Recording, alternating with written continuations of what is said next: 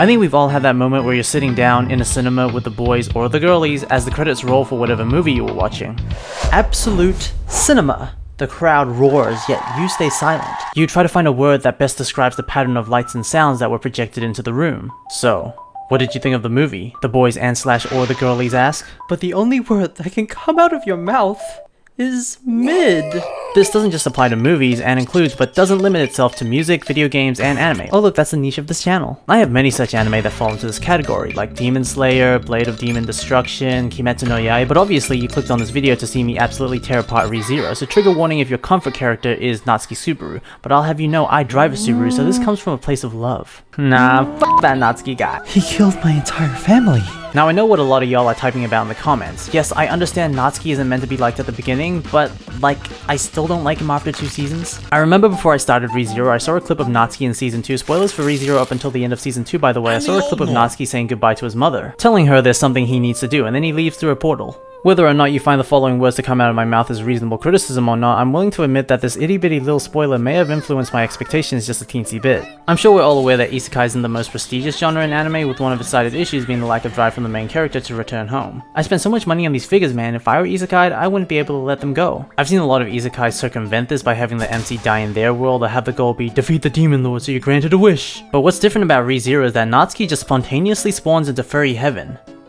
and celebrates. To be fair, season 1 never really delved into Natsuki's personal life, which was both a blessing and a curse. A blessing because I didn't realize what a stinky poo-poo he was, but a curse because he was still a wee bit stinky and I had no idea why. Like, I genuinely find it insane how anyone could just teleport into a foreign land and be happy. I knew, however, that in season 2, Natsuki would be officially returning home to make peace with his parents and return to the fantasy world and save the day. Yeah, if you've seen the show, you know I set myself up for disappointment. Natsuki did not return home, nor did he make peace with his parents.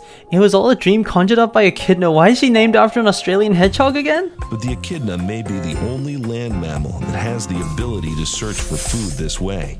Okay, so apparently the Australian hedgehog was named after a Greek god. Earth lore likes to be a little silly with it, huh? I think the worst part of all this though was that Natsuki had a display of anime figures too and had no problems with never seeing them again. But the second worst problem was that his parents were revealed to be the greatest parents in the world. This guy out of nowhere decided to become a NEET, and not gonna lie, I would have beat his ass. I wish I had the patience of Natsuki's folks. Maybe I'd have one less dead body buried in my backyard. Yet somehow this kid is okay with letting his parents live out the rest of their lives with zero closure as to what happened to him. If I were Natsuki ReZero, I'd do a complete 180 after the fake parents arc. I'd wrap up any unfinished business in Furryland and find a way home, because if I can travel one way, I should be able to travel the other way. But for some reason, Natsuki just wants the half-elf Connie. And like, yeah, maybe I'd get it for Frederica instead, but it's not, is it? Look, I understand Natsuki was like depressed or something during his time on Earth, but I still don't feel like that justifies being okay with knowing your parents are never gonna see you again with ReZero explanation. Desperate for any clues, I googled if this was ever addressed in the light novel, and to my surprise, it wasn't. The closest thing addressing this was the author saying that Natsuki knew he wasn't returning home from the moment he blipped into the new world. Knew? Knew from what? Guys, I'm not gonna sugarcoat it. This kinda sounds like bad writing. What's going on? Why have I been turned into a marketable plushie?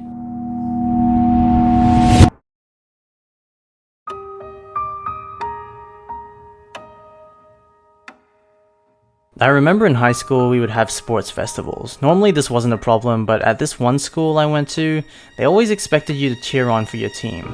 The teams were like Harry Potter houses. You get sorted into a random house upon joining the school, and those were the people you were destined to root for during the entire time at that school. Guess who had zero interest in sports or the people in their house? Oh hey, it's me. All my friends were unfortunately in different houses, and we were all segregated into those houses. The sports festivals for me was just an entire day of waiting. I had never spoken to the people who competed, and I had zero passion for the sports being played, yet it was expected of me to fake my excitement. Guess who developed a disdain for sporting culture? You know, at least you could justify the forced sports culture at the school as a way to get people talking, to get them to interact and develop a sense of community, but I've also started observing this mindset elsewhere. There's this strange aura of superiority from people and a push from our culture to engage in what I see as capitalism maxing. Clothes, shoes, cars, watches, music, Pokemon cards? In particular, clothes, shoes, cars, and watches rub me the wrong way the most as they've been turned into a symbol of wealth. Nothing wrong with engaging in these hobbies, but that's exactly it, isn't it? It's just a hobby, nothing prestigious. These people don't truly delve into these hobbies to the point where they could be respected. Yet people project more worth onto them than they actually deserve. When I started this new job, I always found it odd how a common conversation starter I experienced went along the lines of, "You know that person? I can't stand their music." It's always weird to me how pretentious people can get putting down others for enjoying something. This incessant need to prop up something they enjoy as better.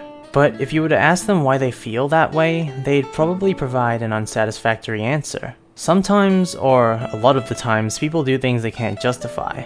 I've always found Natsuki's love for Emilia a strange one because he dedicates his life to her shortly after meeting her. In Season 1, when Natsuki started defending Emilia at the Imperial capital without having a real grasp of the world's culture and political system to then end up in a duel, he not just paralleled a part of our culture that I wholeheartedly despised, but he showed me the extreme end of its spectrum. Although, isn't that what humanity is at the end of the day? Just a cluster of people responding wildly at minor things. Maybe Emilia, to Subaru, is like a hobby that he'll love with no deeper reason for it. One that he'll defend and hold above everyone else for no particular reason. The two were just in the right place at the right time. Maybe Subaru doesn't need to be a character I agree with. Maybe he doesn't need to justify his actions. He just needs to be realistic. While he may get overly defensive, at least he doesn't shame others for supporting different candidates at the royal selection. And who am I to say he's doing the wrong thing? It's a real shame that Subaru's parents, for the time being, have not received the closure they deserve about their son. But at the cost of that, their son has gone off to a faraway land, doing far more good than he could do ruminating in his room about how much of a failure he is. He may have started celebrating his arrival in Furryland without justification, but now he has friends to protect. He saved many lives and his relationship with Emilia has developed past simply just an extreme crush. The problem with ReZero? At the very least, this isn't one of them.